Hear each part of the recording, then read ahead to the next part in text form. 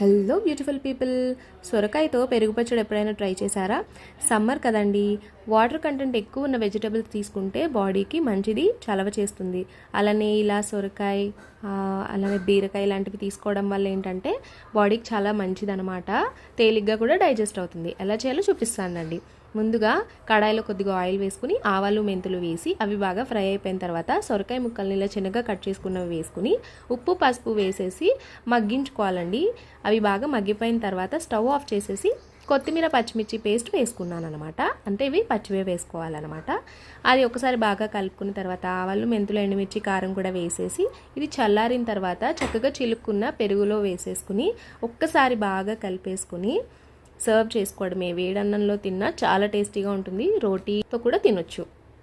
మీరు కూడా తప్పకుండా ట్రై చేయండి. మీకు ఎలా కుదిరిందో కామెంట్ చేయడం మర్చిపోకండి. అలానే వీడియో నచ్చితే లైక్, షేర్ అండ్ సబ్స్క్రైబ్.